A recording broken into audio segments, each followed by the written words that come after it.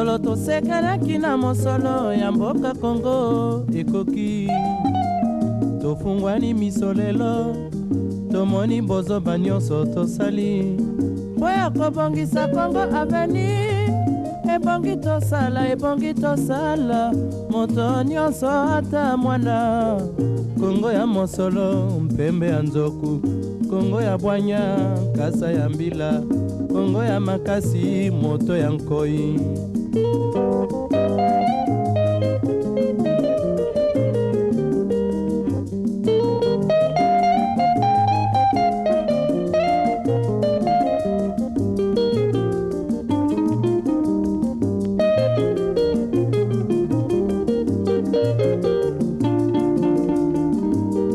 Mikolo tosekelaki na mosolo ya mboka Kongo ekoki tofungwani misolelo tomoni bozoba nyonso tosali po ya kobongisa Kongo aveni ebongi tosala moto nyonso ata mwana Kongo ya mosolo mpembe ya nzoku Kongo ya bwanya nkasa ya mbila Kongo ya makasi moto ya nkoi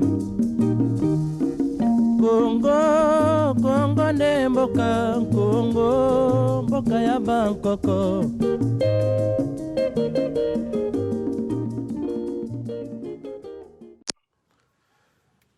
Merci Nabino bana ya mboka na bolandi Nabino na bokebi nyonso matondo sika bozali en direct de UK Congo Voice 1 heure avec JGK oyo esika tozako kabola lelo masolo ya mboka ndenge tolobi wana soki d'abord tolingi tokende tokosenga na bana ya mboka oyo balandaka biso basala nini ba aimer page na biso surtout émission tozako sala sikoyo ba aimer site na biso ba partager yango ba souscrire na ba page na biso et puis basala nini ba kende na website na biso na site na biso batala biso et que na sima balanda biso na ba application ba souscrire na ba application na biso ba télécharger ba application na biso et puis tokende liboso matondo mingi na bana ya mboka na poko na lelo tozali lisusu toye kozonga na lombangu parce que to prometaki bino chose promise chose faite que tokoya kosolola na ndeko na biso oyo azali na biso déjà na nzela ya singa pasteur du peuple Shabani Soni oyo mobundeli munene oyo bana ya mboka bayebi matondo mingi déjà na bayeba kote biso mama Jenny Maimbenzi na ndeko na biso Michel Mafolo matondo mingi kozala na biso esengo bena na bino. Alors tokokolisa mopaya na biso na lombangu ndeko na biso du peuple oyo mingi bayebi na komba pasteur du peuple oyo mingi bayebi comme pasteur Soni Shabani. Merci Ndeko Mike Kabwe. Oya kote biso pe. Alors du peuple pasteur na biso oyo tozarane na UK na ebite alléluia to shalom. Bonsoir. On a battu ya bibiso na butu oyo et puis bonjour pour na ba oyo pana bango za tongo tomoi. En tout cas, merci beaucoup pour notre invité ngai. L'émission na lelo. Kimia na batu nyonso na komona Yesu. Merci. Amen. Pasteur du peuple toyena likambo moko ya motuya na poko na lelo. Bandakala ozalaka na souci na yebi yango bien. Il y a moi mbilingo ezalaka au sein de l'église. Quand je dis de l'église, donc organisation ecclésiastique oyo de fois to bengaka surtout na bino to bengaka nini église de réveil. C'est vrai que makambo ebele ezalaka ici et là na banini na ba église nyonso en fait quand je dis église je parle d'abord de l'organisation oyo ezali comme telle lokola catholique lokola protestante lokola ba mususu toyebi ba musulman et pas mpakoma azali et pas ya ba mususu ebele bazali. Pasteur to remarqué que depuis un moment basali na Nzambe surtout ya biso ya nini ya ba congolais oyo ba memaka milimo na biso nalobi te bango nyonso quelques-uns comportement na bango et laisser à désirer. Pourquoi laisser à désirer? Parce que c'est vrai que intimité ezali lisusu te, discipline ezali lisusu te, makambo ebele ya mbilinga. Tomoni ekomaki na culture ya nudité, s'il faut le dire ainsi. Oyo elekaki eseli lokolo ebombami eye kozonga ekei ebombami encore quelques jours awa tozo vivre yango lisusu, non seulement de la part de l'église de réveil, mais na kimbangiste oyo esalaki pe lisusu eye kosala lisusu. D'abord mosali na Nzambe, pasteur du peuple, yo en tant que mosali na Nzambe eloko nini okoyebisa biso catégorie nini mosali na Nzambe akoki kozala qualifié mosali na Nzambe et eloko ndenge ezosalama mpo na yo ozali na ngonga na yo ya koexplike biso pardon tozo vivre yango ndenge nini matondo epa na yo. Merci mingi ndeko na nga Jean-Guy. Nayebi te bien na remercier yo na invitation oyo parce que nayebi ete actuellement okomi kozala vraiment très suivi. Merci. Na ntango oyo bato mingi bazolanda ezali mosala oyo ngai napondaki kosala oyo Nzambe apesaki ngai ezali nakoloba boye ke ngula ebeta moi to circonstance nini nakotika yango te ata pasi ata même liwa nakotika mosala oyo te yango wana nalinga nasala yango vraiment avec toute indépendance, sans sentiment, sans koloba fulani ya kosilika.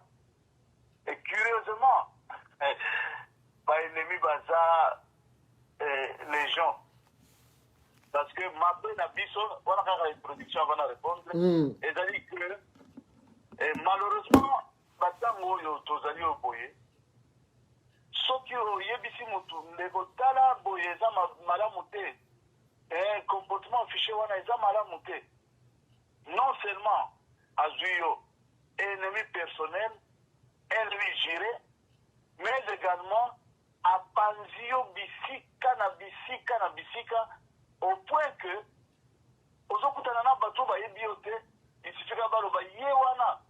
Donc ere moko kutu okozwa na mabanga na mutu pourquoi? Parce que fulani alobaka ka ye alobaka mabe ya bato nzokande ndenge Nzambe akela biso na communauté nyonso na groupe ya bato surtout bao balobi ke baza kosambela Nzambe mibeko il faut ezala bacondition il faut ezala napesaka exemple moko kala na 2002 nakanisi nalobi nakendaka ntango ya Mobutu président na biso Mobutu na ntango ya kala wana mboka ezali nanu malamu boko mosusu nakei na parc national de Virunga toza koleka na nzela nauti na Goma nazoke na mboka Butembo bato bayebi kuna malamu na katikati kuna na mboka Ruchuru soki eleki Ruchuru koti na bisika babengi Rwindi na parc national de Virunga bamituka eza koleka me bozomona banyama zamba. Alors biso kuna likolo ya mutuka tomoni amo mosika ba-antilope basali mwa cercle moko boye oyo aza liboso azokumba bango na gauche bake kosala cercle wana na gauche ntango akomi bisika babandaki asali cercle na droite bango nyonso balandi kuna na droite avec précision moko avec autorité oyo azalaki liboso azalaki na yango avec respect oyo bamosusu babandeki kolanda ye oyebi ke totelema place wana chauffeur atelemi moke totala directement likanisi yeli ngai ça fait plus de 30 ans presque mais ezalaka toujours na mutu na ngai nabembe soki banyama bakozala na botosi ya boye na mibeko oyo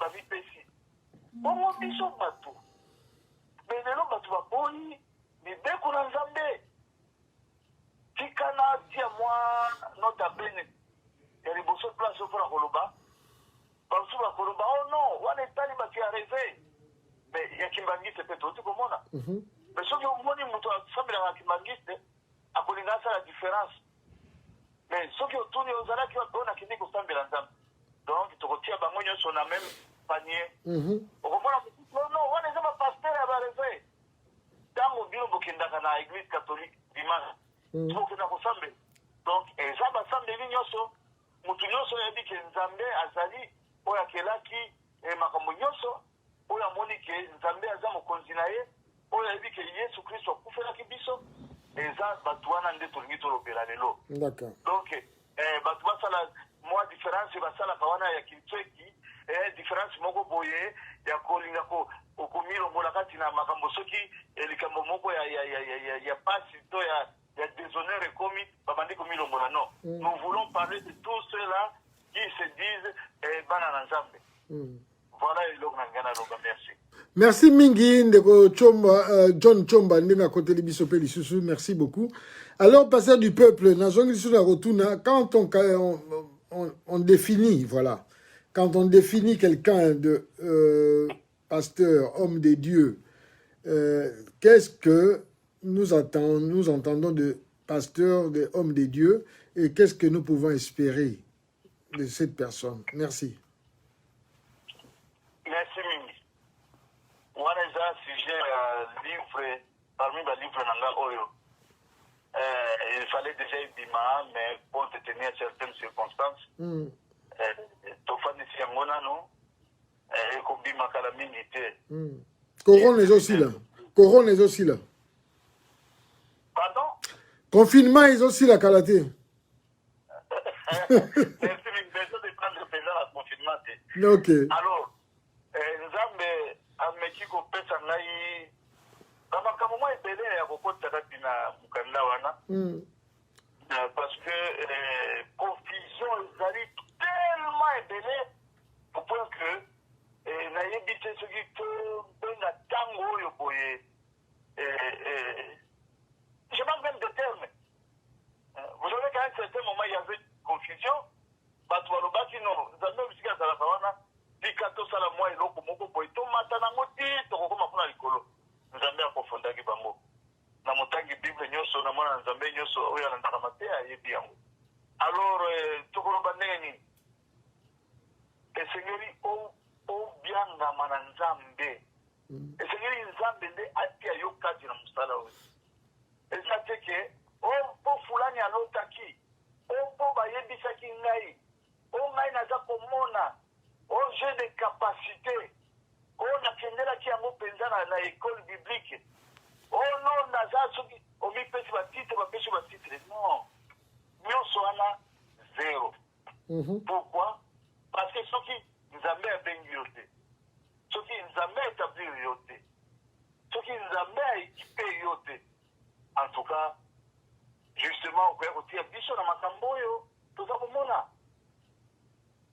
Na mukana na Jean na chapitre 10 Yesu aza koloba ete ye nde bon berger pe alobi ke bato nyonso oyo bakoti na nzela te cela veut dire ke bakoti na likolo basaute mur clôture po ke bakota na bergerie baza bamercenaire wana eza mpenza ya solo mais soki toke na mokanda ya 1 Timothée na chapitre 3 na ebandeli kaka wana bible elobi cette parole est certaine si quelqu'un aspire à la charge des êtres il désire une œuvre excellente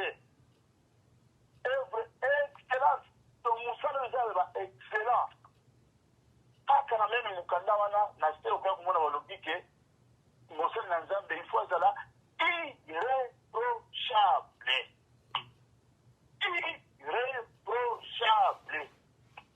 Mais les lois, parce que nous avons basali to basate, mituna yo moko. So to kamati kaka wana. Non seulement mokana nzambe tali biso yango na livre oyo ya Timothée, que mosusu tite pe alobi yango kaka il faut azala irréproche nayebi te ti yango na miloko nyonso nzambe akela okomona ke eza eloko moko ya makasi irréprochable cela veut dire que tout oza irréprochable te tika na yo parce que nzambe ayebi yo te ozomona donc badéfinition oyo bato bapesaka wana papa na ngai yango wana te yesu alobi soki olingi kolanda ngai omibosana nano yo moko nsima nango osimba ekuruzu na yo mpe olanda ngai eza biloko moko c'est tout à fait le contraire parce que nakoyebisa yo définition ya bato na molongo mobimba lelo nani oyo aza mosali na nzambe batika kokosaka bato oyo aza mosali na nzambe aza oyo baza kobelela nkombo na ye bisika nyonso oyo ayebani oyo aza na église na ye entre guillemets parce que église biso ndenge toyebi ezalaka ya nzambe mais lelo église motu na motu azalaka na église na ye c'est déjà wrong sur toute la ligne mosali na nzambe aza nani oyo aza na mituka oyo aza na bambongo na ye ata azwi yango na façon nini mais oyo aza na bambongo oyo aza na bandako oyo avoyageaka mingi oyo alataka malamu oyo aza na bato ebele mais ndeko na ngai définition wana yango te wana définition selon bacongolais oyo bakoloba te c'est pas ça la définition mais na mitema na bango c'est ça la définition toza na londres awa nga na yo touti na congo kinshasa baoyo bomonaka wana ya minene selon bango soki aye awa okomona ndenge bato bakotondana mpona bakende koyamba ye atia bango maboko na motu tout ça ayebisa bango nzambe alobi nini alors que ce sont des faux sur 10 ka mosusu moko to moko na ndambo nde ya solo mais mosusu nyonso ce sont des faux et on peut le prouver et c'est un combat oyo ngai nabundi nakanisi 30 ya moyo tozoyebisa bato définition wana eza mabe bandeko nani tokoyokela yo mutu moko te j'ai trouvé des gens ici nakoyebisa na omoni ozolanda mutu wana eza normal te tala makambo asali tala makambo alobi tala mateya oyo tala ndenge bible elobi abi wi nandimiki oza ya solo me nakokende kuna kaka oyebisanga siko tosala ndenge balobi fidélité soki esalami ekendaka ti na mikuwa donc mwayoka mwa ezali te alors ndeko na ngai du peuple lelo ndenge tolobi na introduction na biso par rapport justement à comportement moyen tokenda bacomportement nyonso ezali te parce que ezali ebele ndenge olobi ya kokosa ya moyibi ya kokende me lelo tokotikala nanu non seulement na oyo ya nudité et compris aussi na impudicité parce que nudité yango mingi bavideo ezozalaka non pasteur akendaki na boye pasteur asalaki boye pasteur alakisaki boye parce que il fallait asala boye na motu boye. Est-ce qu'il est d'abord normal eloko oyo depuis bokoko na biso toyebi ke ezali eloko ndenge oyo olobaka ya kuku nzoto ya motu ezali oyo ezali lokola privilège na ye moko lelo ekoma kokoma na miso ya bato nyonso ekoma kokoma ya kokaba e bapasteur bakoma ya kokaba na bandimi ndenge nini yo ozo kopesela eloko wana ndenge nini ozo koyambela yango e ndenge nini okolimbolela biso yango matondo. Merci pour le motuna. Parmi mabe mingi ezali oyo ya impudicité wana mais kaka mukanda moko na nzambe na 1 Timothée chapitre 3 verset 2 elobi esengeli ete mosali mobali na nzambe azala irréprochable ndenge nalobaki azala mari d'une seule femme ozomona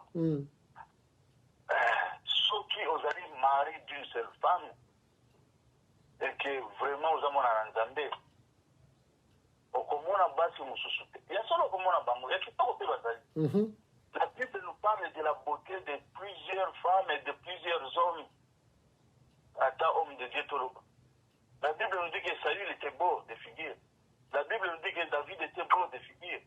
Et puis d'autres encore. Et la Bible nous parle de la beauté de Basi Moussousou. Même les lois, ils allaient à Basi au Talibo. On le faisait kitoko. C'est normal parce que tout ça bat. Mais ce qui est mauvais, c'est quoi? C'est chercher à ce que, ce qui est à la kata yangai, ouais, non, c'est ok, on comme quoi envier. Quand tu es en vie, c'est comme une abbé. Mais quelqu'un qui est en train d'exercer ma fonction d'Anzabé, il est irréprochable, mon cher. On ne peut jamais te soupçonner, Nafoulane. Tofani Rabino, ça fait 22 ans. Personne ne peut. Pour dire le beau qu'on a eu le barou, à ce que tu connais dans les Cambouana. Jamais. Jamais de la vie. Jamais de la vie de Bonanga. Ils sont qui, on voit ici, ok, balai n'a pour souffrir, à sa maladie qu'on a maille. Et on peut boire pour la nuit. Parce que comment on a maille. Du peuple. Bureau, les bureaux du pasteur, les bureaux du pasteur. Non, et donc Satan a le bureau pour eux. Non, mais mais il y a des dossiers, non. Nous avons étudié, nous tous. Nous avons fait des études universitaires, nous tous. Nous avons travaillé chez nous dans l'administration.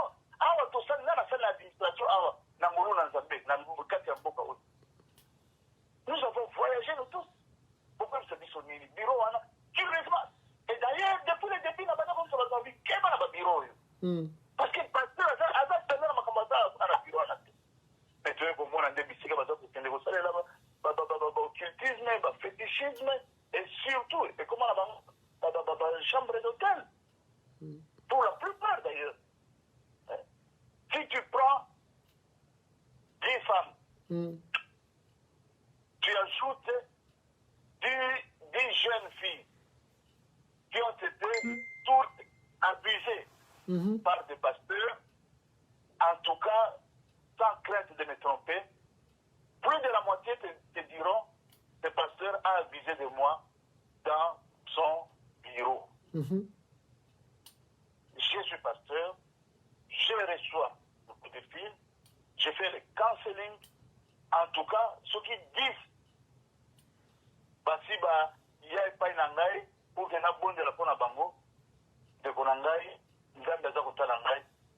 En tout cas, plus de 7 étaient dans leur bureau. Regarde, dans mon bureau, les gens qui ont parce que rappelle le quantité. Tous ces gens, ils ne peuvent pas rester dans ce bureau, accueillis, ceux qui n'ont 9 heures, midi, azosala ba dossier, après 13 heures, à quelque collier, ceux qui ont zongi, abandi kosala ba dossier, lokuta. Mais il faut préparer, non, mais il faut préparer l'enseignement, il faut préparer l'enseignement, il faut préparer ma bloc belé, ma prière. Lokuta. Mungu ndako nzambe apesa yo. Oyo kutu eza yo kutu te biso batoto dans la poto. Quelques rares personnes des ayo bango. Mais mingi tozana bandako ya l'État. Oko préparer yango kuna te. Bongo ba oyo bazakana ba bureau te ba préparer kango. Sauf que moni que de loko oyo kotinda yo na babe. Pourquoi kotinda katina yango? Ça c'est un des deux. Bazali Oscali sama mingi. Na ba garçon de procès na bango. On peut les appeler na ba kombo nyos. Donc comment na batwana de batata ka bango. Pasteur, non, le pasteur n'est pas là. Il n'est pas là alors que nous travaillons dans les bandes. Zokande azana sœur Justine kuna. Zokande azana sœur Catherine kuna. Zokande sœur Mami alandaki kuna. Mutu moko diacre moko zawana bazo kengela mutu aya. Vous imaginez un peu? D'accord. Mais tant que ici batu que makambo oyo ya ba pasteur ba bizaka na bino, même beaucoup de malédiction ya milele na milele. Hein? Souka na keke. Même batu on comprend que c'est pourquoi batu mingi ba bongwanité. C'est ça le problème aussi. Donc il faut savoir que si vous prenez 10 personnes aujourd'hui, au Barobi qui est Basambelaka, en tout cas, au Zouami, ça tu as madame, les Angolo. Mais au Yosokuna, Barobi qui est Assambelaka, Azamana Nazambe, parce qu'il y a paix à Kabatu, parce qu'il va bien à Bishop, parce qu'il y a madame, alors qu'il va bon moi l'inamité. Et au Monique, et vous pouvez continuer à péché. Mais on continue à mon papa, aucun ne fait à mon papa. Donc, manière que ne pas être mari d'une seule femme ou étant mari d'une seule femme, mais tu cherches à t'accoupler avec autre que ta femme. Et en combo. D'accord. Maintenant, le mingi du peuple, nabiso. Merci mingi nandeko Fred Tipol Senwa landarabiso pe mingi. O atika rabiso te. Puis, ozali na déjà compliment moko ndeko Bible vie. Alobi musée bien parlé. Au moins, déjà, mon tout est d'accord, Nayo.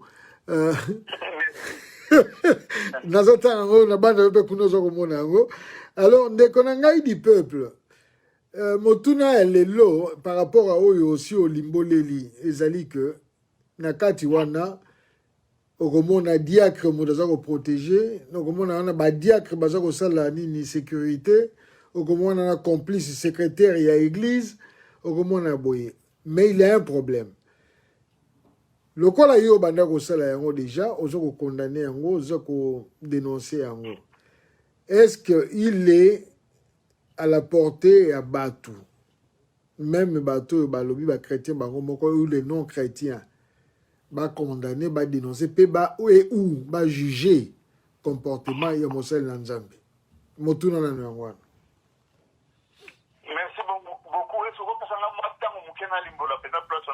Zoya yango soko moni ke pe me pusani oyebisi ngai.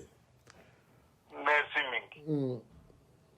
Mukana na Nzambe na Ephésiens chapitre 5 eza ko pesa biso lingisa wana.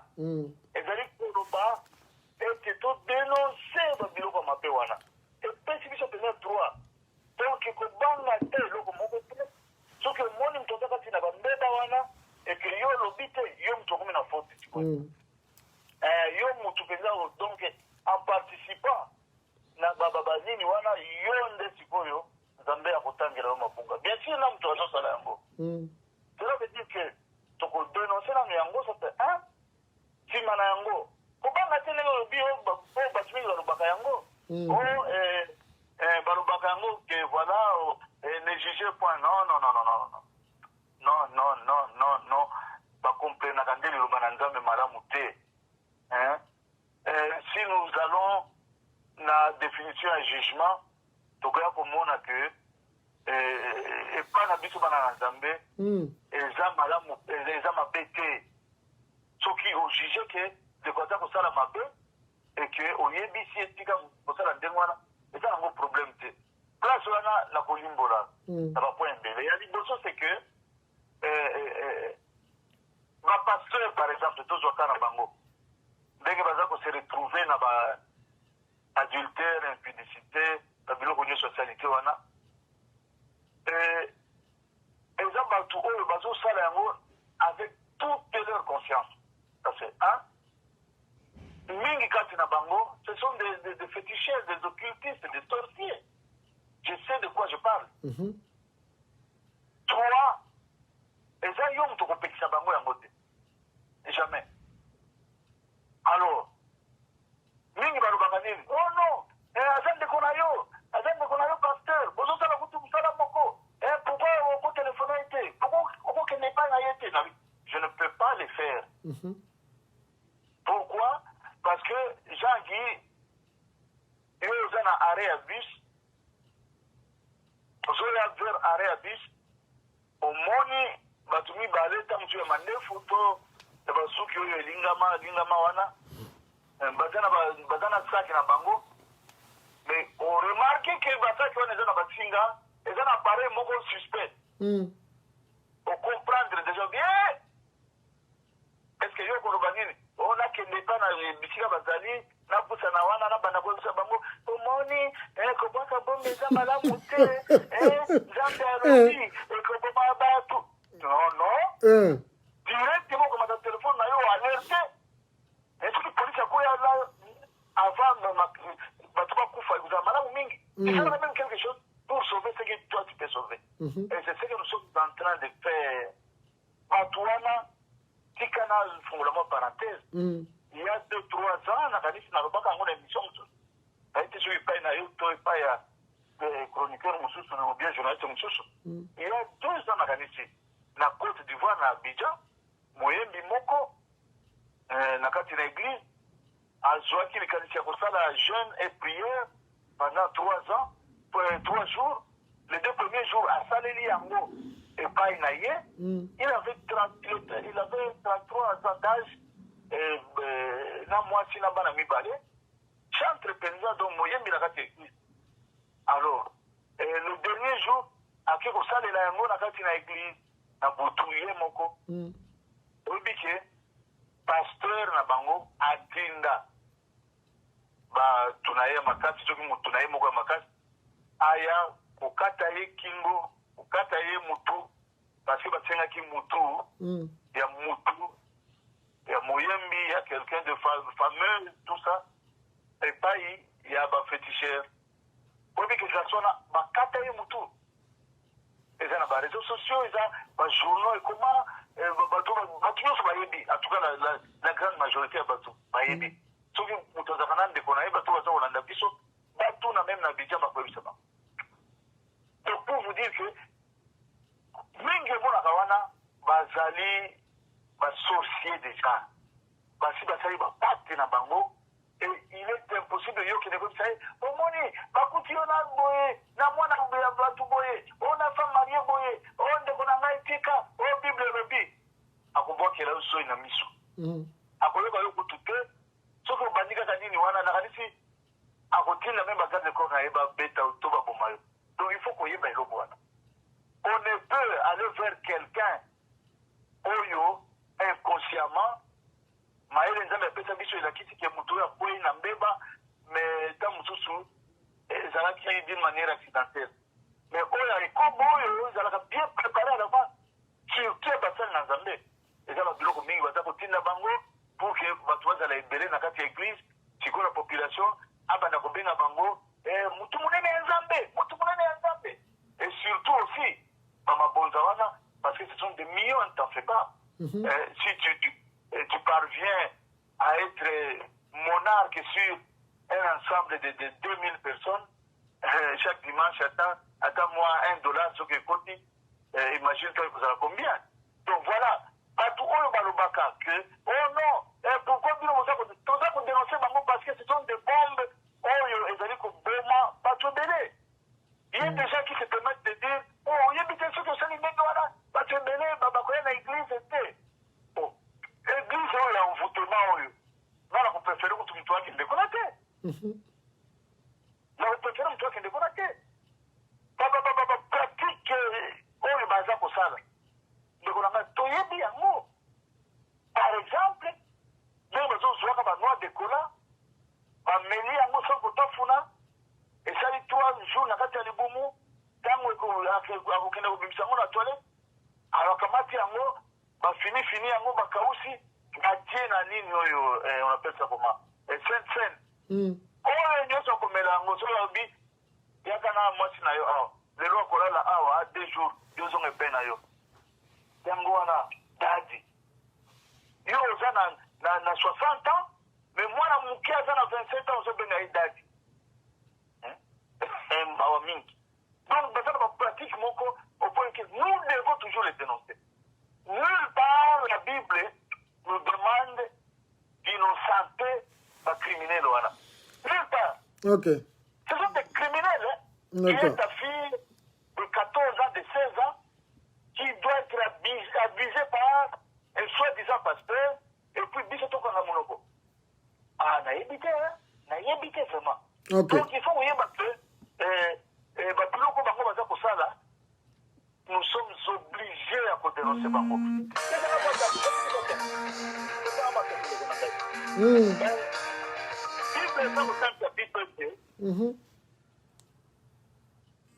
Esengeli scandale eya kasi gare ya moto oyo scandale ekoya na nzela na ye. Bible elobi esengeli kutu bakanga ye singo nini na kingo na ye singa batashi yango na libanga ya munene bakende kobwaka na mai pour que ezinda penza ti kuna na se emata lisusu te. Et c'est pas n'importe qui le dit, mais c'est Jésus-Christ de Nazareth lui-même qui dit cela. Et ça fait parabole. Et ça fait maloba Jésus-Christ. Ndeko na ngai oyebi ke soki mutu nyonso alobaka yango d'ailleurs.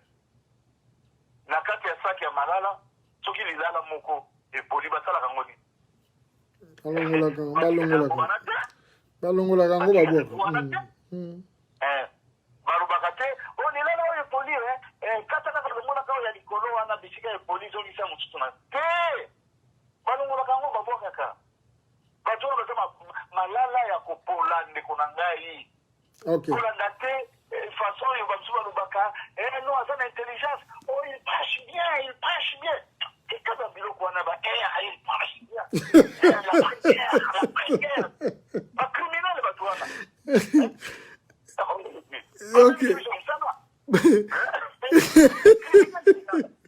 du peuple.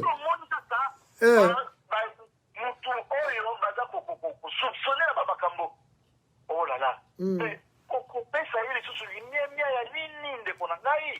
D'accord.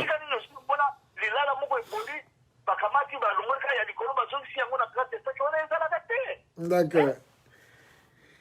Ok, nangana ebisa ndeko na biso autai kobenga ameka kobenga un peu plus tard. D'abord bolimbi si il fallait na tiango na silencieux, silence s'il faut dire ainsi pour na koyamba. Mais ndeko mo benga pour na ko réagir lokolo zaki en plein exposé. Moyen na kato zalaki te na kosenga eso moyen ko zala zongela biso susu, so moyen ko zala vraiment bolimbi si. Alors du peuple, juste na contexte wana. Ozoko mona ke ozoko senga biso to condamner to dénoncer yango et même to punir yango, mais combat ezalaka mingi oyo bandimelaka liloba mingi ndenge lobi wana okoyoka soki likambo ezali baza koyebisa yo keno yo tala kaka liboso kolanda oyo ye mosali na nzambe azosala te tika ye na nzambe na ya juge lokola zali loin ya nzambe soki yo o dénoncer ye masumu na ye koya kolata yo o explica ngo ndenge nini ezama wa mingi na kanisa batu wana soit baza ba ignorant, cela veut dire que ba yebi eloko te na likambo wana, soit baza déjà envoûté et influencé par ba criminel wana, mais muto nzambe apesa mayele te bwanya na komona kandenge makambo za kokende tokoki kosala eloko wana te. Nulle part dans la Bible makambo lolenge wana elubami. Nasi na discuter na bapasteur ebele ote ngai soki babengika mutu mosali na nzambe nakosimba te bazopesa na exemple ya David kati na mokanda na nzambe bandaki nani Saul roi Saul bandaki kolanda ye mais il fallait aboma ye alobili ngai nakosimba mosali na nzambe te. Merci beaucoup. La réponse c'est celle-ci. Tofungola matoi madame Toyoka. Que ça soit Saül, il a été oint par les sacrificateurs envoyés par Dieu, noir, blanc, et comment il a le balance. Que ce soit David, même maintenant. Mais oh yo yo, comme ils ont l'avocat à Bango, qui vous dit qu'ils ont été choisis par Dieu? C'est ça la réponse. C'est ça la réponse. Oh non, pas à l'église à Mounel. Ça n'a rien à faire avec vous allez choisi par Dieu. Oh non, ça n'a rien à faire. Oh, ça n'a pas de miracle. Oh, tout ça. Ça n'a rien à faire avec tout ça. rien à faire. Cela veut dire que yo oyo lobi ke mutu wana aza mosali na Nzambe. D'abord, soki azelaka mosali na Nzambe, un, il devait être irréprochable. Deux, il ne pouvait jamais faire ça. C'est que ngana koloba aza na ye mosali na Nzambe. Aza mosali na Nzambe. Parce que mosala oyo mon frère, eza mosala soki euti epai na Nzambe, Yesu ye moko alobi babeti ngai babwakeli nga soi bamonisi ngai pasi ya ndenge nyonso bino mpe oyo pokolanda ngai vous allez passer par la même situation moko te akolinga yo jamais moko te mpo na nini bakolingaka biso te parce que ntango nazopekisa yo ekobo mais nakomi elemi na yo ekobo wana nde odeisaka yo ekobo wana ezalaka elenge mobali ya bato to mwasi ya bato ndenge makasi iko nazopekisa koloba ya bo te oza mokolo oyebi tofungola makambo oyo malamu mpo bahypocrisie batabu ya lokuta wana yango nde bebisi kutu makambo yango batabu aloke butu mobima bozosala masumu ezalaka elengi makasi bapekisa oyo yango mais il faut ozala mwana ya Nzambe il faut okutana na Saint-Esprit de Dieu il faut bongola motema oyo vraiment ngai Yesu nde akomi kotambusa ngai mokana ya Nzambe na Galates chapitre 2 verset alobi c'est le plus moi qui vis, c'est Christ qui vit en moi et Seigneur Christ a vivre kati na yo pour que oyeba ke ezala elengi te ngai naza lisusu kuna te mais bato bazoloba ono aza mosali na Nzambe mosali na Nzambe aza nani mosali na Nzambe aza moto oyo bapresentaka ye valise ya mbongo boye bayebise sala likambo oyo ndeko na ngai na monoko ya mboka epa na biso mpo ngai nazala mosuku na kisoko balobaka tala kuteki tala kungamba atali na teki boye atali na kungamba alobi moyen ezali te oyebi ke eza na ndeko moko alobaka nakanisi bato mingi balandaka yango alobaka ke même Alain Moloto ntango bambongo na 2005 soki 2006 eza kokabwama na soi-disant excuse-moi je ne pas froid au dos elongoli mpe kipaster na ngai te ntango soki bayembi na bapaster ya Kinshasa nazokabolela bango mbongo na gouvernement pour que basoutenir gouvernement ezalaki en place paraît-il ndenge ndeko wana alobaki eza na bareseau sociaux eza na bato bakondima eloko oyo nga nazoloba mpo bango mpe balandaka balobi mpe na ale moloto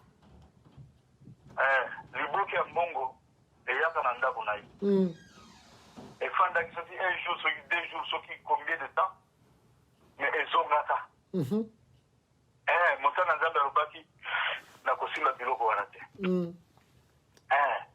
il y a quelqu'un qui a témoigné ça ya solo ya lokuta toyebi te mosala na Nzambe nde ye wana akomona susu mbongo te mbongo ekomi sans valeur na miso na ye akolia oyo Nzambe apesi ye akolata oyo Nzambe apesi ye voilà c'est ça mosala na Nzambe donc oyebi ke eza pasi mingi je me rappelle quelque chose oyo soki opesi nga basinga minute mosusu nameka ko d'accord d'accord merci oui bato ntango baimage ya mabe ndenge tokolo ezoluka na batelefone ngai nalelaka te parce que mosali na Nzambe akwei te nalelaka te parce que ekokia opropre soki ndenge te nalelaka na agissement ya bapasteur mosusu avec tous les noms qu'ils se donnent tous les titres prophètes, apôtres, évêques, archanges et tout ça. Oui, mais non, ne partagez pas ces histoires. Ne partagez pas, mais hier, c'est mon avion déjà. Tout le monde même maintenant, le frère Patrice Moussoko. Mais surtout, il y a une image, il y a beaucoup de gens qui ont liboso. Oh, personne n'a monnaie, au monat.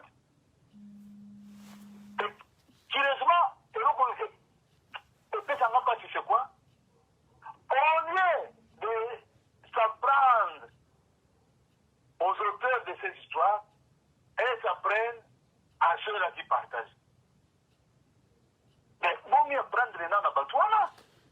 Mais du peuple Bolimbisi. Bolimbisi, par rapport à Eloko Lobby, on est à Frère Patrice. Soit peut-être assez en local, le président, il y a assez cas, je ne sais pas comment est-ce que vous bien yango. Mbamzo c'est la kana cadre ya kotala na rejoindre yango ko pambola yango de façon que kende musika te et puis bango ba traiter likambo na kati ya ACK.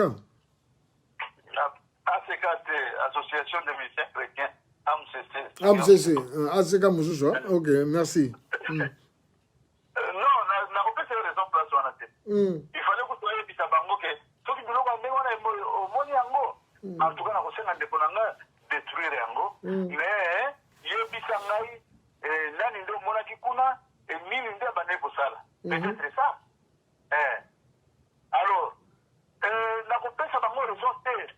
Pourquoi? Parce que mutu asali eloko wana. Encore une fois, asali yango na âme, na conscience na ye nyonso. Ozomona. Otango asali yango, biti na ye ezali. Babiti kozala ebele. Batu bazokenda na ndenge ya soloka. Baza kotalisa bango ke bakanga baimage ya ndenge wana afin d'envoûter le monde. Ozomona.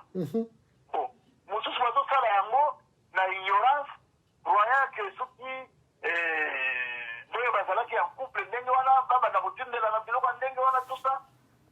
Donc makambo eza ebele place wana. Mais moi, mon grand problème c'est lequel? C'est d'attaquer la source, le mal par la source. Comme ça va tourner ma pasteur, vous ne pouvez jamais, et alors jamais au pasteur, comme méga pour filmer, mais ils ne disent pas au pasteur, mais ils parlent à ceux-là qui partagent. Deuxième chose, et ça donne vraiment du mal. Ça me fait très mal parce que au moins on a battu besoin d'attaquer Satana a attaqué l'église. Pour attaquer l'église. Personne n'attaque l'église. Et l'église est inattaquable d'ailleurs. Et ça, nous tuons mon corps afin de nous obanayer. Et c'est bien quoi? Dieu dit ça, nous tuons Afrique à vous obanayer. Et c'est l'église. Et d'autres disent, oh non, il faut des pasteurs, et tout ça l'ensemble, et tout ça la synergie. Tout ça la synergie, c'est parce que tout ça m'a rendu là mon côté. Amos 3:3, mi balé batambola kandela mon côté, sur ma qualité. Ngara batouana, tout ça qualité pour la nil.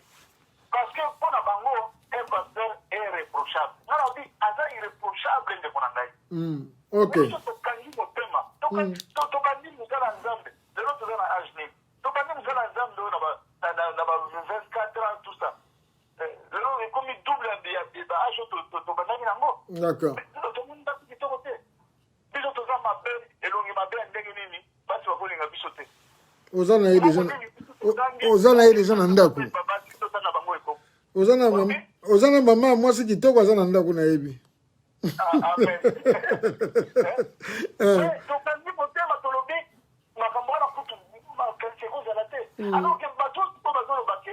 Oh non, ce qui passait là kwende ngona to sambe la pona ye. Ba tika ko tinda bato na kindoki. D'accord. Parce que muto nyonso azako sambe la pona ndoki. En tout cas, il y a un OK. Et d'ailleurs, Mukana Nzambe na Jean chapitre 9, verset 31, lobi, Nzambe a exaucé prière à Batuna Masumu te. Soki muto azaka tika masumu na ye, oya kele ko milukela na tout avec confiance, tu peux biso to na koloba nini. Oh non, na famille pour na pasteur Y. Oh ça qui est lobo lobi.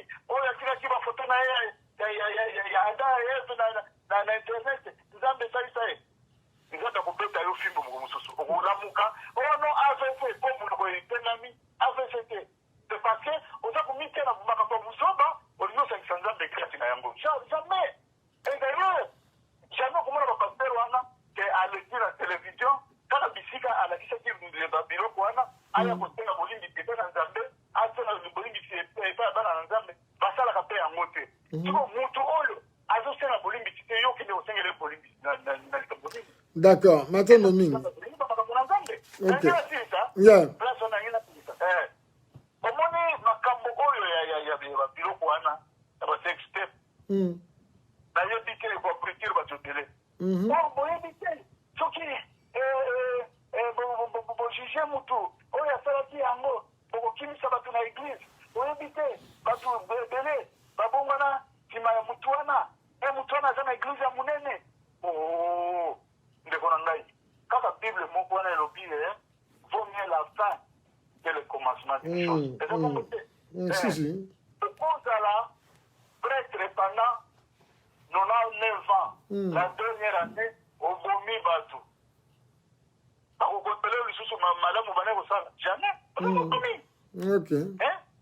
meme mayele ya bomoto toza na yango kosambela ne signifie pas il faut ozala nano kiwelewele non non nous avons l'intelligence que Dieu nous a donnée nous avons le Saint-Esprit oyo aza kokide biso na bolongo na biso il faut esala mosala esengeli totanga mokanda na nzambe mokolo na mokolo esengeli tomipesa epai ya bato oyo bazaka meme na boyebi wana tomeka kotuna bango makambo eza ndenge nini mpe komipesa epai ya nimporte ki te oyo ekokaba mbongo na kati ya eglise ata ko asalaka ekobo te ngana asalaka ekobo te ngana asalaka ekobo te mais nous sommes 500 personnes regroupées na bisika moko toyaka mardi jeudi dimanche bambongo nyonso totiaka ezalaka ya yo avec des versets tronqués. D'accord. Matondo mingi pastor na yebi na ozongi selo maloba na yo mais to pesa nanu bandeko msusu bakotele biso ndeko star MLK azotala biso ndeko nanga Patrick bienvenue oyo ya ngambo na biso mwana ya topoke ya Brazzaville mbote na yo esika zala za koseka merci mingi ndeko du peuple. Et là, mieux vaut la fin que le commencement d'une chose. Na yebi exemple kaka avant na kenina motuna na ngai. Na école moko na yebi awa na côté ya likolo awa na nini na mboko ni Highgate Saint Aloysius. Oyo bana mingi ba kangaka mibali eza école catholique. Head teacher moko avandi wana pendant près de 32 ans. Azalaki nane ya suka na ye ya okende na retraite. Malencontreusement, moko ya baticha azalaki wana, nzokande tout le temps oyo azalaki wana, azalaki kosala nini kozwa mbongo muke ya ba trustees oyo ba charité za kopesa pona bana oyo za ba voyage tout ça. Ya ibarate na suka zu même ba équipement, il fallait ba bimisa ba changer akenangwa kimi akena Portugal parce qu'il était portugais. Mais makambo wana nyonso ya ko tomber na ban na nini na head teacher oyo azalaki année wana ya suka pour qu'il na retraite, les lois en la prison. Donc c'est pour dire que tout le bien qu'il a fait pendant 32 ans et que na mai pona acte kutu ya mutu mususu mais étant donné que yom azalaki mokonzi esika wana ifalaza na contrôle eloko wana lelo azana boloko a perdre avantage na ye nyonso a perdre retraite na ye nyonso a perdre biloko. Je l'ai dit parce que bana na biso de coalition yo yebi ya mibali ya mikolo batangi kuna secondaire nyonso eza école secondaire donc ba regretter parce ba yebi moto wana ndinga salaki mais ba tikeli est tenté mais bien que cela qui était pas à moins que azalaki mêlé quelque part mais na banquette ezali mutu azwi ake nango lokola yazalaki mokonzi akoka justifier yango te akei. Alors pasteur nalingi nazonga na motuna boye soki tokendaka na baeglise wana mpona kozwa liloba mpona kozwa etamboleli ya bomoto na nkombo na Yesu kozwa elikia bato wana bazali bato oyo bayalobaka na bato ke kosala boye te kokende boye te kopesa mibeko e même toya komona ke bakota na baordre ya bafoye ya bato kopesa mibeko surtout na bamama na bambala bato koboma mabala bato toyo nanga toyebi masole ebele toyebi. Mais comment se fait-il sikoyo que le même bato wana oyo bazosala masumu lobi ya ye azwi maboko na tiena mutu ya mutu mosusu moto wana azozwa bénédiction to azozwa malédiction bato wana exemple ni bakolanda parce que soki liloba ezali ke sala oyo biso toza koloba mais kolanda oyo biso toza te parce que toza pe bato. Mais les colons sont venus avec la même parole. Différence ni les alliés na colons oyo ba eko détruire via ba surtout na bamboka na biso matondo. Merci mingi. Nzambe ya pesa biso mayele ya bomoto. Mayele wana nde tindaka mutu na tongo la muki soki akosambela sambeli esengeli ya sukula esengeli alata bilamba esengeli akende musala aske aza na mayele soki aza kotambola na nzela na makolo amoni mutuka ya mwana ezoya akotelema pembeni mpo na nini mpo aza na mayele me mpo toza na makambo na nzambe nde toza komisala mute na makasi biso moko pourquoi ça maboko oyo bakotiela yo na mutu soki eza ya mutu oyo aza ya nyamunyamu en tout cas oza modi malédiction na soki okende koluka yango yo moko en tout cas ekolanda ata bagénération mine na basi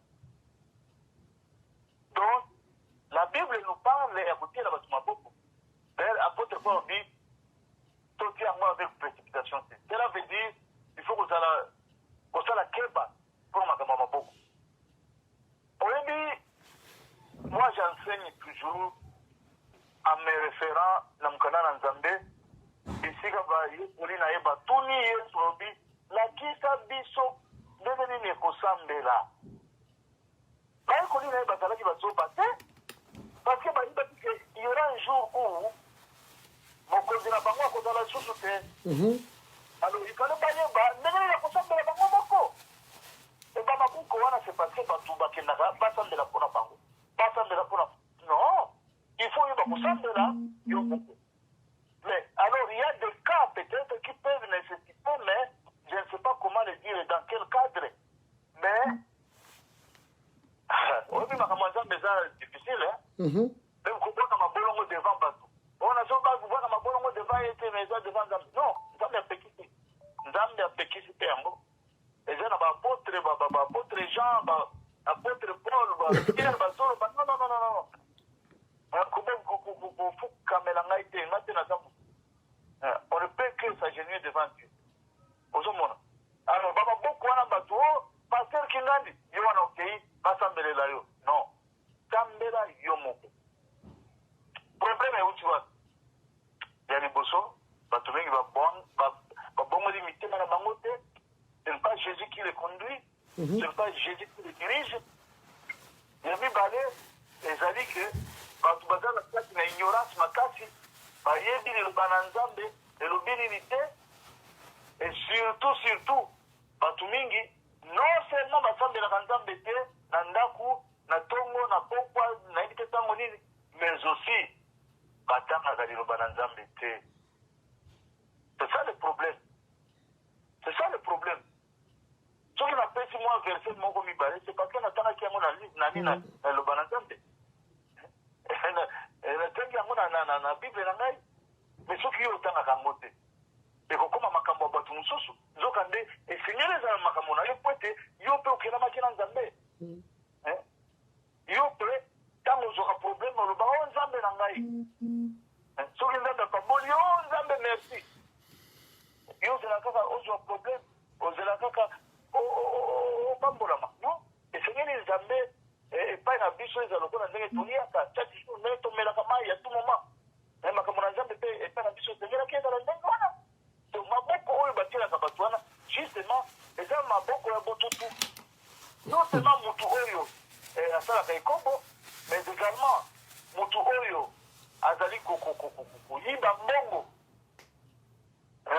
na kati na lingomba koloba mbongo na nzambe pesa ya nzambe zoka nde azokende kosomba mituka na ye azosalisa baaniversaire ya mwasi na ye aza kosala bafeti azosala bavoyage te non bon wana eza chapitre mosusu mokonzi abi akolinga tokodevelope yango me ngai vraiment esengeli bato bayeba ke eza na bacritère ataka nano bayebisa yo te mais yo moko oyebi ke oyo akoki kozala paster te oyeba na kape mona d'accord et bon soki bala kisio yango d'accord de plus pour que okima bato wana du peuple wala ndenga na kolo du peuple mpona tobandi okenda suka soki to récapituler bien donc nalingi natuna motuna moko culture oyo ekomi surtout na mboka na biso surtout na communauté oyo ya biso congolaise peut-être noire oyo ya nudité na impudicité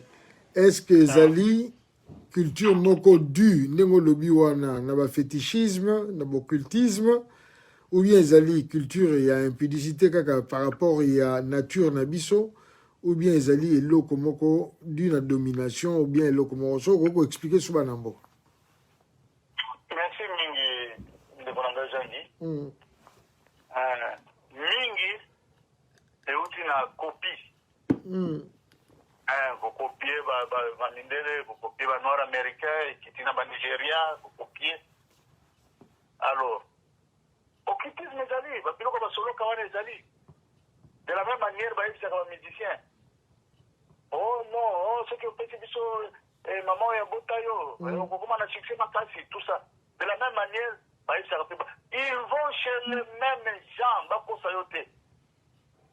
Ils vont chez les mêmes gens.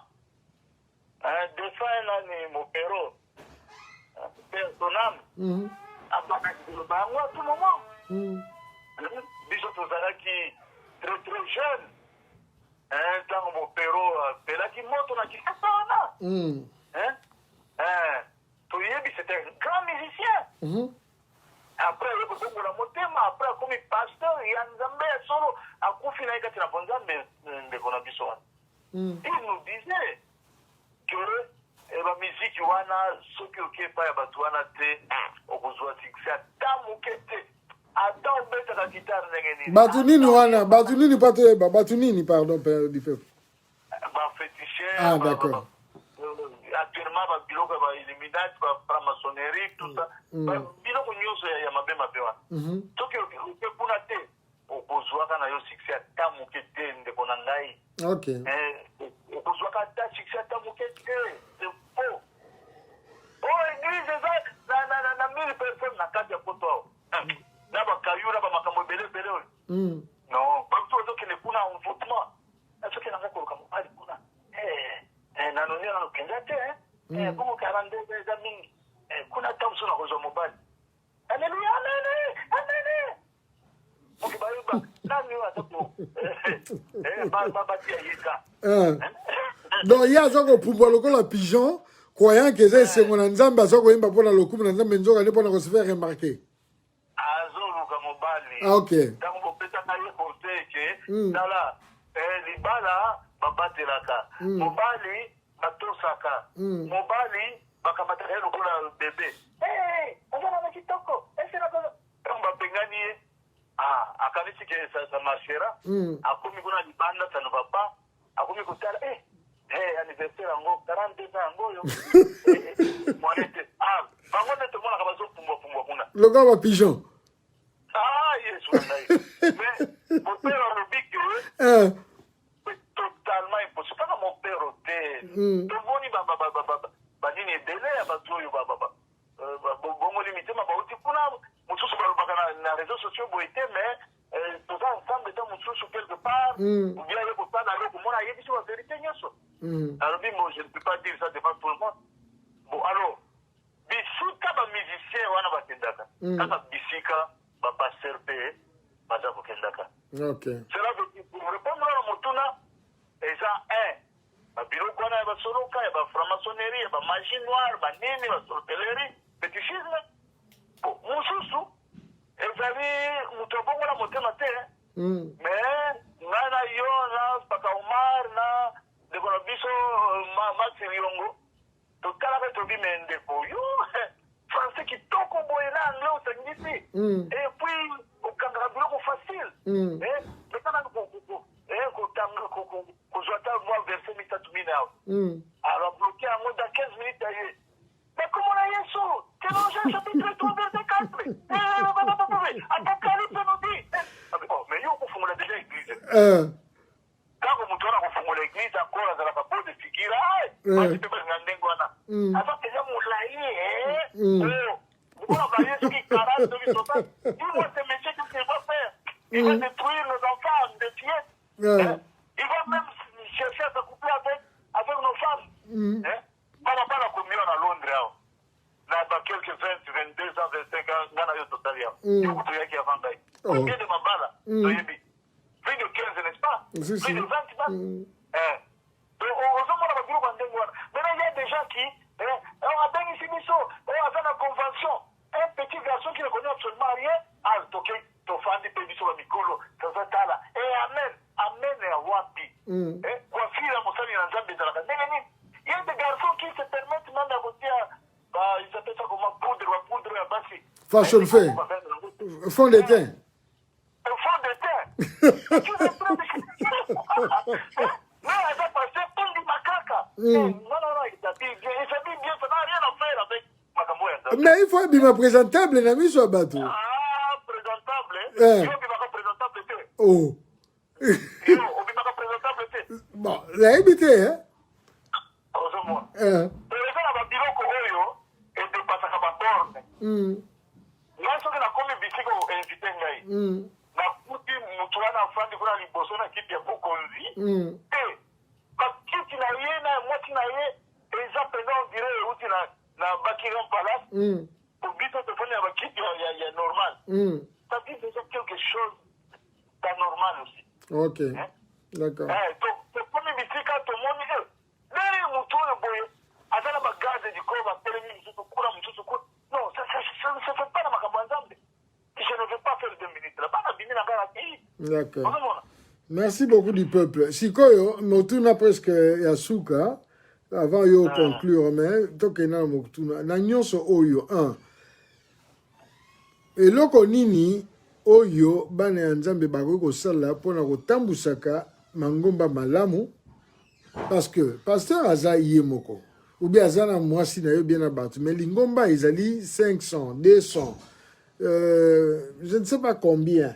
Eloko nini lingomba en tant que tel ekosala mpona kotambusa bandimi pardon mpona kotambusa lingomba, et puis mpona kosukisa na confinement oyo ndenge salami na mokili momimba. Est-ce que les gens ont tiré leçon de toutes ces pratiques oyo des fois babana ko réaliser et que lelo quand même avec un petit recul il y a rova nandaku et ko pesa bon leçon maton doit te conclure.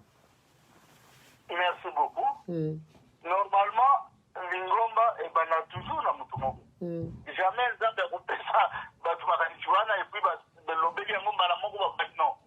Mutumo ko ne bandaka. Ako banana mwasi na ye na bana ndenge lobi na ndaku intéressé mususu aye et ainsi de suite ti balukita ndenge tosala na poto. Mais mukana na nzambe eza kotalisa biso na arte des apôtres ndenge nini na église ya Yambo musala nzambe ebandaki. D'abord yo oza wana lokola. D'abord, ceux qui ont choisi par Nzambe penza ya solo, okufa pona Yesu wana, tu peux sacrifier ta vie pour lui. Tu n'es pas en train de le faire pour un but lucratif ou bien pour du succès, ba mona yo, ba ye ba yo. Non, oza wana seulement pour Nzambe, et c'est vraiment rare. C'est vraiment rare. Parce que ce n'est pas pour la makana eloko wana te. Parce que tu ne sais pas pour caper en côté. Mais ceux qui vraiment, pour la makina Nzambe ya solo, yo kokanda mais lokolo zoteya bato bazosepela nango ozobondela mpo na bango ozobondela mpo na babele bazobika oyo ya kinfeki wana te ya lokuta ifo ezala devant bato moto akweya asanza pour ke bato bandima te meme na ndako opase lelo nalali malamu te vraiment estce okobelela nzambe na yo obeleli nzambe lobi nango motu esili mpasi tout ça ake mosala ainsi de suite oyo wana ndenge na solo. Alors, ceux qui pensa, bah, pêche confiance, bah, monique, en tout cas, Nzambe, tout le monde peut organiser, nous tous Nzambe, à poni et pensa, à vous allez pas mourir par la biso. Mais, lorsque, petit à petit, nous allons pas dire pour ça. Mais, on a un rôle là, en tant que serviteur de Dieu. C'est comme si tu as une question à l'impossible. Rôle là, et ça dit pas à côté à bateau. Et ça dit pas à vous prendre le fond à bateau. Et ça dit pas à vous conseiller nzela na nzambe rôle na yo yango wana. Alors ça renferme tout ce que Jésus a dit bokende bosala bato bazala badisciple na ngai. Na rôle oza kojouer wana bato justement bakokoma badisciple ya Yesu Masiye. Mais alors mais lingomba ebandi boya monene. Peut-être bobandaki 2, 3, 4, 6 c'est déjà 20. À partir même à 20 déjà 15-20 personnes, il faut omiter à diacre ezala. Et bah petit biche na mukana na nzambe façon ni lingomba ya yambo ibandaki o ezali modèle pour la église nyonso ndenge sengela kezala au point que personne peut dire mon église et tokendeki na la lumière de Jésus chez le pasteur Jean-Guy. Oh tokendeki na la bouche de l'Éternel chez le pasteur Jean-Marie. Wana eza epesanga pasi na motema soki na bato bazoloba ndenge wana. Mais oyo nga naza koloba okozala oblige ya kobondela mpona bato. Kobondela mpona bato nini? Bato oyo baza na bon témoignage na kati ya communauté bisika bafandi.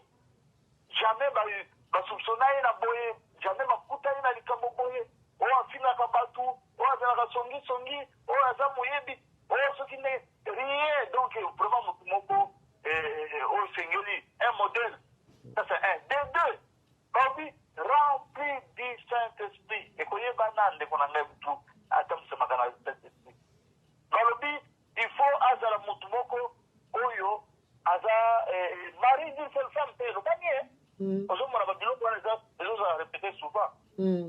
Alors nous allons prendre le cas de quelqu'un comme Étienne na kati na Bible. Étienne justement aponamaki parmi badiacre ya mwana. Alors mutu wana bato wana bakozala 4, 5, 6 ça dépendra ya ndenge évolution ya lingomba ezozala. Et puis bango nde bakosoccuper de tout le reste. Misolo kati na lingomba problème ya badon soki ezali basituation ya bamaladi soki nzambe azopambola mpenza bana na ye lingomba eza kopusana bacompte bancaire ta mosusu kosomba boye ta mosusu kosalisa bato bitika boye. Tout ça ce n'est pas de l'apanage du pasteur. Non, moto aza koyoka biso approuvé na par les écritures. Et moi mon nyonso ekotaka na église ekoma ya motu moko. Non, il y a des versets ezolakisa biso ndenge nini mosali na nzambe akotikala libumu polele te, ndenge nini mosali na nzambe bana bakozanga sapatu te, ndenge nini toza na poto na mikolo oyo na 21e siècle, ndenge nini mosali na nzambe akozanga ta mutuka kotambusa ye te.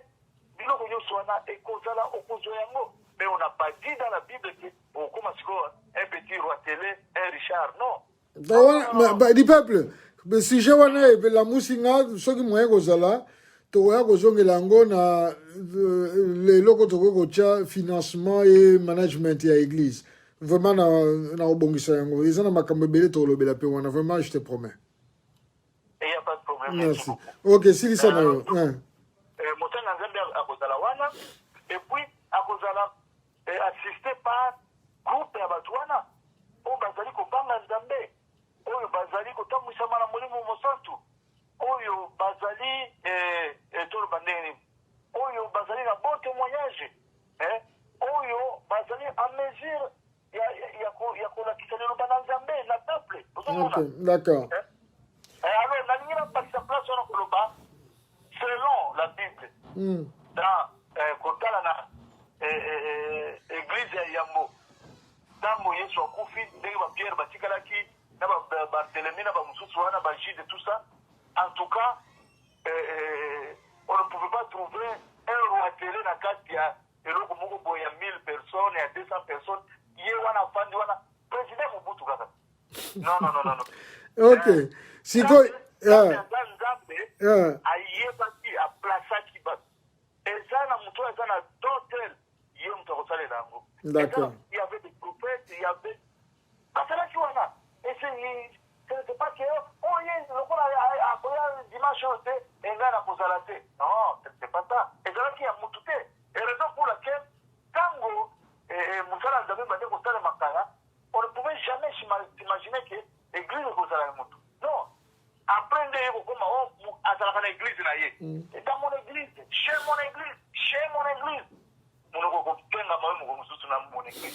Ok. Sinon, ozo kolakela mabe, ezali malamu te mpona mosali na nzambe. D'accord. Ok. Sikoyo par rapport juste na mokuse mpona confinement, est-ce que yo moni lokola bato bazwi quand même batirer leçon par rapport à recul oyo esalami na losambo na baéglise par rapport à makambo ndenge eleki? Trois choses à dire. Na koloba te ke bato baza kosambela na bandako te. Ça sera une grosse erreur de ma part. Je m'imagine que bato vraiment banda confinement ebandaki eza na bato oyo baza kosambela na bafamille na bango ntango bakozoma 3 ou 2 familles, je sais pas combien, mais quand même eza na baoyo bakontinuaki na bango kosambela bao basambela na solo bao bakina koluka bamonana kuna na baeglise te bao bakina koluka mibali to basi kuna te baoyo bakendaka mpona koboma lere kuna te eza na bato bakontinue kosambela. Ça c'est un coup de chapeau. Je les encourage, Nzambe vraiment à salisa bango va continuer sur la même lancée. Mais ils ont la deuxième catégorie, il y a depuis confinement et banda donc bon si on na salanine na zakanga nduliste bon si on ni to ya que na buna pona ndule eza mawa mingi batwana bazali et puis bango ne baza ko beti cha musala Nzambe. Mais ezali sikoyo na bamususu oyo bazalaki na besoin ya aide. Bazalaki na besoin ya aide, mais est-ce que ils savent là où bakose na aide wana dans la prière, dans des messages. Et ça batu mingi okomona même un message na ba réseaux sociaux bazalaka na courage ya kolanda yango te. C'est une grosse erreur. La Bible nous dit kozala na ntango oyo kutu liloba na Nzambe ekobunga. Donc c'est une très bonne leçon et pas une ambition bana na Nzambe koyeba ete ekozala ntango liloba na Nzambe ekobunga. Mais lokola tobandaki komi retrouver na église chaque fois. Mais lelo toza na église te. Yesu na biso aza na bomoi. Il est le même hier, aujourd'hui, éternellement, to continuer au sambela. J'encourage les gens ya kosambela Nzambe. Na yoka ki pona kosilisa na landaki eko moko aza pasteur na Paris. Aza pasteur na Paris. Il se permet en France, il y a non, l'argent de Dieu. Il faut donner l'argent à Dieu, c'est ton argent.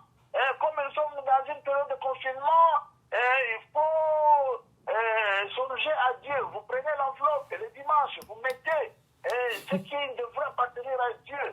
Une grosse somme, un grand montant là, vous mettez dans l'enveloppe, vous gardez ça quelque part. Le dimanche prochain également.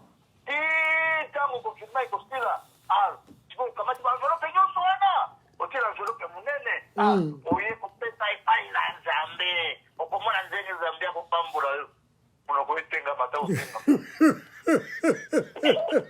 basokoma Ah, du peuple, ok. Bouginga la osenga. Ces gens-là. D'abord, cet argent-là, ce n'est pas l'argent de Dieu. Les gens sont en confinement, ils ne travaillent pas. Ouais. Et puis, on a besoin de problème à yote. Et puis, pour que vous pambola ma esengeli, kaka opesa te.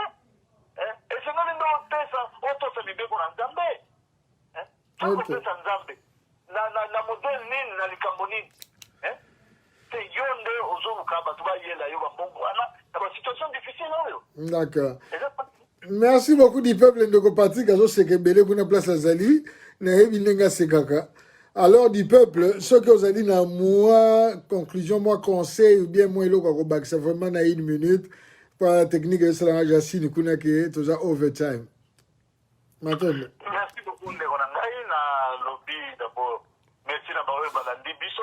Merci na baoue balanda biso parce que message il va rouler. Dans la relais. En tout cas, nalingi bango mingi. Je ne peux jamais kozala mosali na Nzambe epui nazala contre bato bino bato oyo bokanga nga ennemi parce que nazoyebisa bino solo. En tout cas, c'est que vous continuerez toujours à être mes ennemis parce que nakotika koloba vérité te.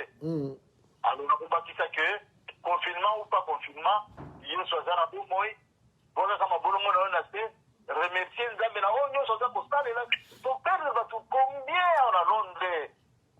Ma camarade camarade na biso bandeko na biso combien to perdre combien to perdre na Paris combien to perdre na Liège na Bruxelles combien to perdre na États-Unis ndeko na ngai pourquoi yo kendeki te c'est parce que nzambe alingaki omeka korefléchir lisusu na makambo oyo église est église lorsque les normes de Dieu sont respectées kati na lingomba wana soki omoni mutu okomprendre ke oyo aza à côté tika ye koyokela ye mawa te parce que bayokelaka bademo mawa te na koyebisa yo mpona kosilisa ndeko na ngai est ce que oyebi combien de temps satana asalaki na nzambe kuna na bokonzi na likolo ekomami nulle part ekomami te nulle part en tout cas toyebi ntango wana te mais un seul jour nzambe acomprendre oyo akomi ya kobwaka abwakaka ye sans autre forme de procès pour dire koloba te asaleli nzambe ntango molai abomolisi bato ebele mitema. Ce n'est pas ton problème. Tu n'es pas là pour innocenter les criminels. Tu jugeras. La Bible dit, le jugement commencera parmi les enfants de Dieu.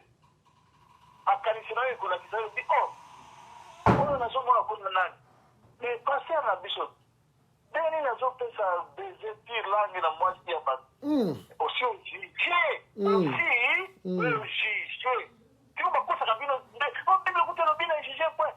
Non, la Bible dit nous le combat pour tout état na bishop. Pour juger même ba ange Bible le dit. Et même de qu'on a commis quoi ça dans les sous-soutés. On le reconduire na makambo na Nzambe, il faut azala irréprochable. Attends.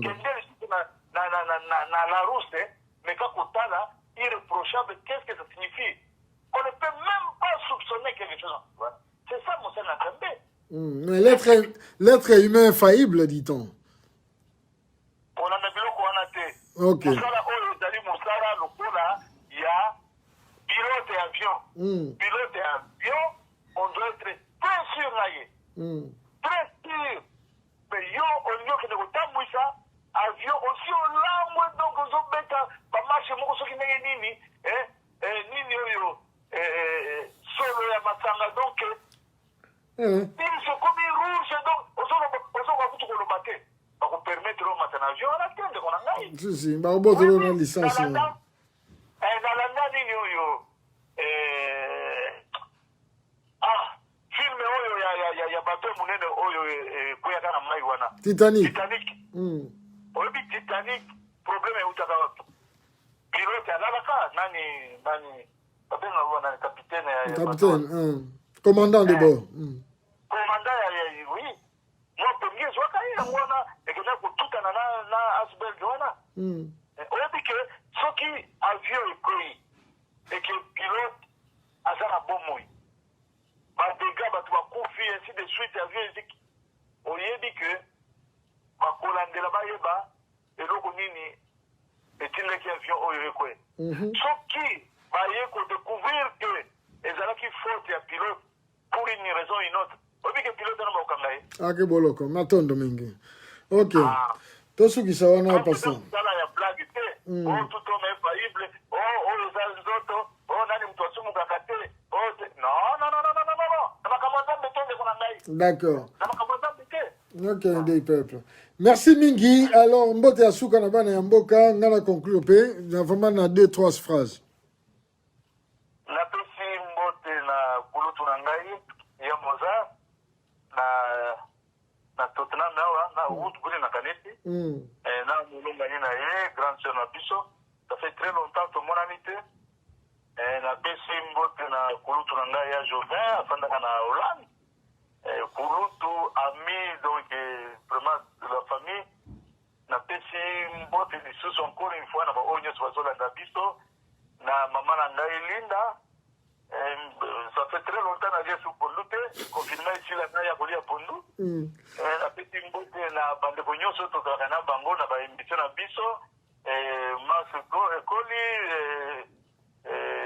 kulutu na biso Omar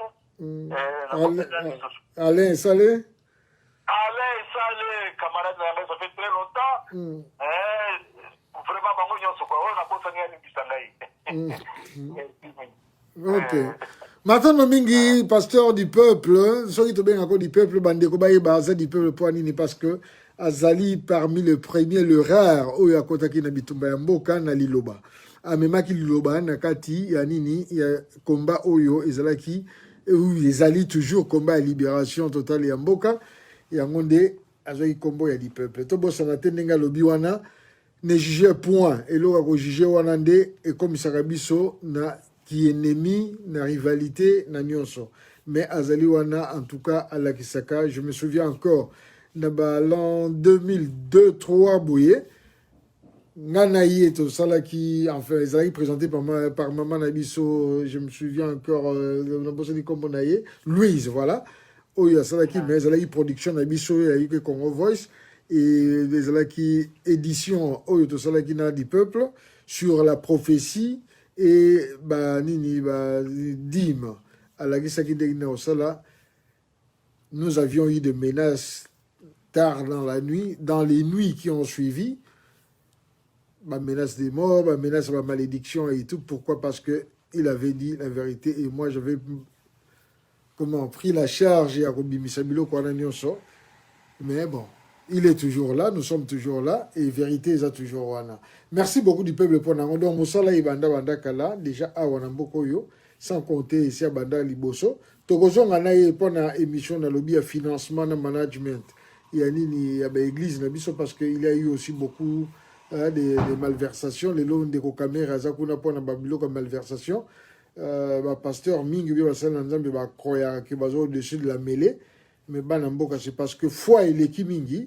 Dans un côté, Banamboka na révolte, mais quand même, tout comme on a ici, que oui, bateau Bayaka va payer sa rapide, Bazali, na famille, na bango, ma famille Mingi, Koufi, Likolo, Nango. Wana isa ba sujet, Moussou, Roya, Nango, le Kola Tobandi, Boye, Nzamba Sunga, confinement ici, là, pas de Banarosal, vraiment en live, Boye, le bon mon réaction à Moutou, Ndengezali, ou bien tant que Banabarosang, ça va pareil, Nyonso, na confinement. Toko sala nyonso mais espace eso permet de tout ça la bilo qu'on a nyonso na kati ya cadre tozanango. Alors toko senga bino matondo merci na bande ko nyonso balandi biso merci mingi na bino nyonso lobi toujours toko sala tout ça vers les 19h boza la fidèle boy hésiter il y a ko aimer page na biso à Facebook yuke Congo Voice ou yuke Congo Voice li Congo boy aimer yango po bozoka ba alerte na biso boy aimer pe nini page na biso ya YouTube bo souscrire bo s'abonner na yango et vous allez bien pour bozo kango totinda te bozo la toujours alerté et puis site na biso ezali wana bo landango na muke muko tozo pesa sango soki pe bozo na basango ko tinda bo tinda la biso na ba email na biso to commissaire yango et n'oubliez pas ba application na biso ezawana pour bozo biso na nzela na bon bien que confirmé ezali mais tant que aussi la paix, confinement et éternel était, pour nos habits na Android na et puis na tablette. Et les sous détails na biso zawana de Patrick aza kotala na ebike ndeko nanga mulari azali wana vala mususu ndeko na biso ya politicien otolobelaki mingi moka yebi agotinda donc tokoyambango toujours na motema.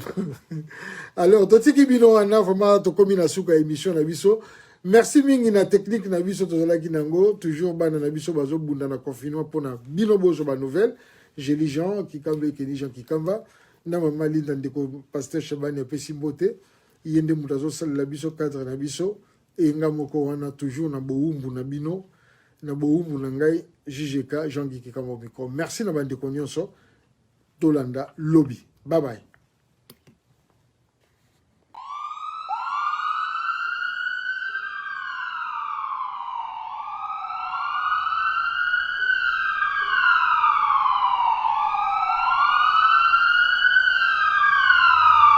Pour faire face aux surcoûts que nous rencontrons en Europe, Batousol a mis sur pied un service de crédit dans le domaine des interventions médicales.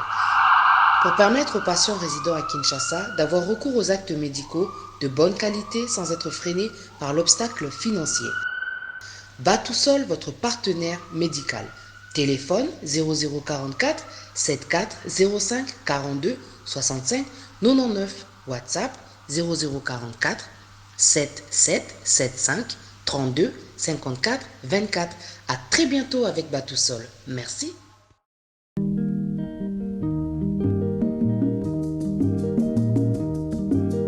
mikolo tosekanaki na mosolo ya mboka Kongo ekoki tofungwani misolelo tomoni bozoba nyonso tosali mpo ya kobongisa Kongo aveni ebongi tosala moto nyonso ata mwana Kongo ya mosolo mpembe ya nzoku Kongo ya bwanya kasa ya mbila Kongo ya makasi moto ya nkoi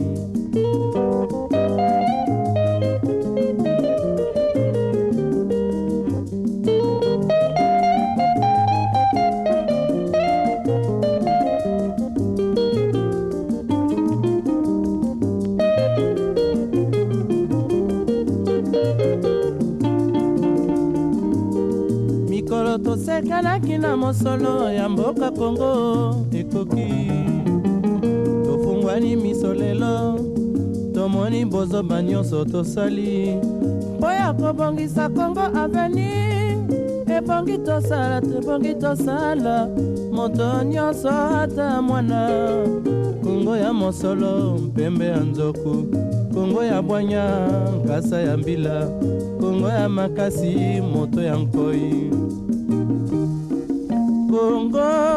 Kongo nde mboka Kongo mboka ya bankoko